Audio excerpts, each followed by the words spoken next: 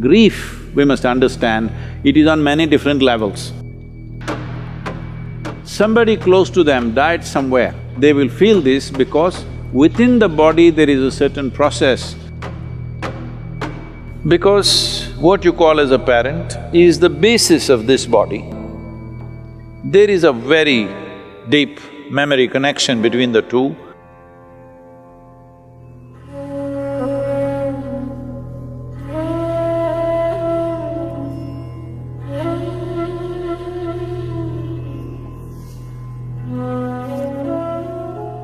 Death simply means somebody who was available to you is now absent, that's all.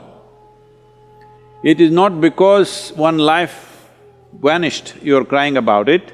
It is just that somebody who was, filling a part of the collage for you is absent, so it leaves a hole in your life. Depending upon how close they were, accordingly it leaves that big a hole in your life.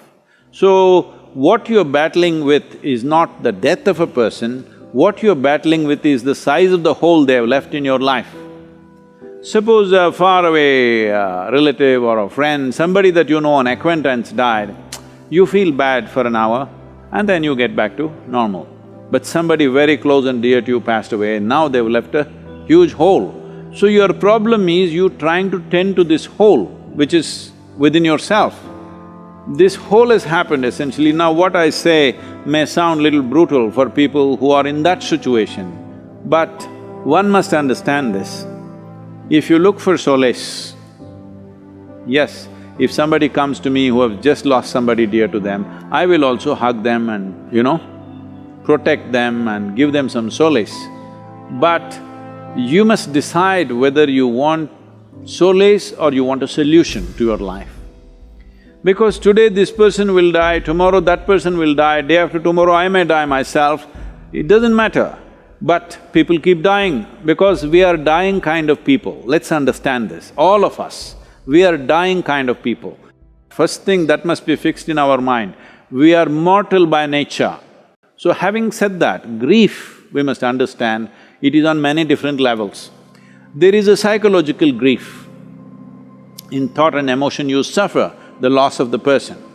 But depending upon how much memory you have built within your body with regard to that person, let's say if it's your child or your husband or your wife or some kind of very close bond, then a certain amount of memory is there in your body. We call this traditionally in the yogic culture as runanubandha, that is, body has developed a bond beyond your psychological friendships and companionships and love and whatever else you have. Body itself has done this. A whole lot of people feel this. Somebody close to them died somewhere, they have not received any information.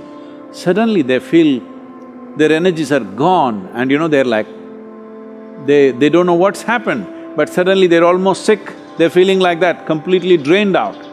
Then after a few hours or few days, information comes that this person is dead. But well before the information came, they will feel this because within the body there is a certain process that the memory starts undoing itself and you feel like you're dumped. Your runanubandha with your parents or with your children is strongest till you're 21 years of age. Once you cross 21 years of age, it is called as the first quarter. In the yogic way of looking at it, 84 is the cycle of life. The first quarter is 21.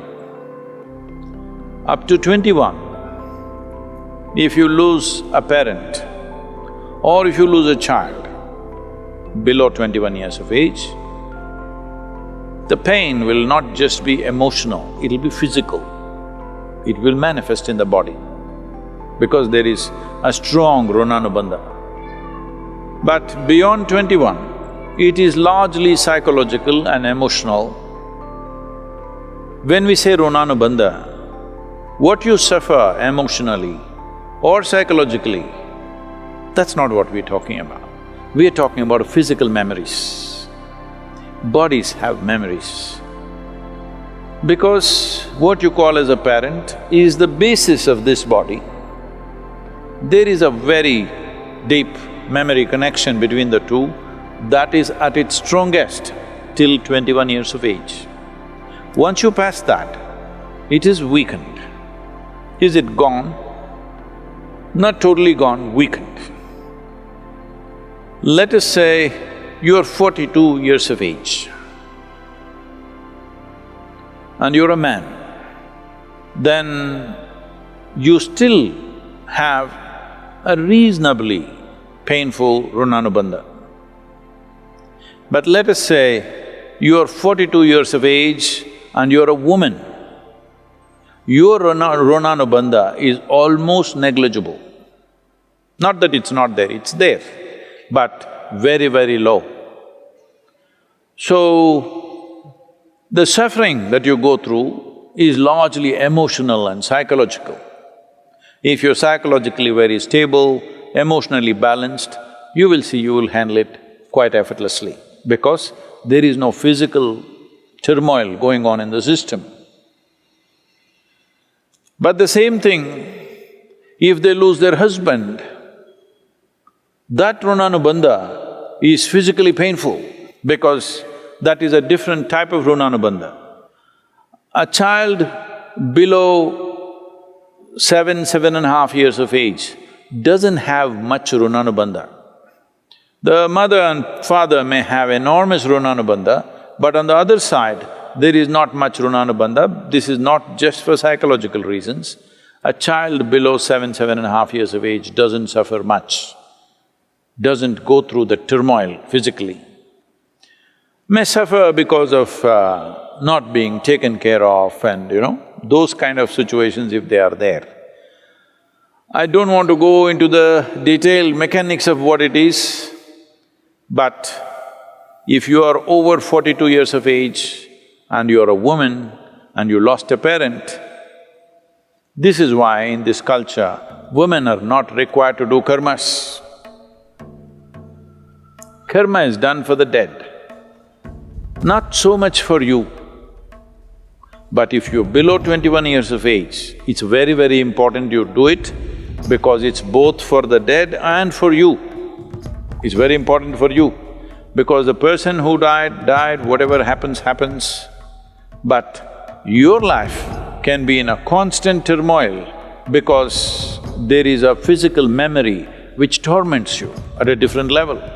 Even if you're mentally stable, emotionally very balanced, still there is a certain torment going within you.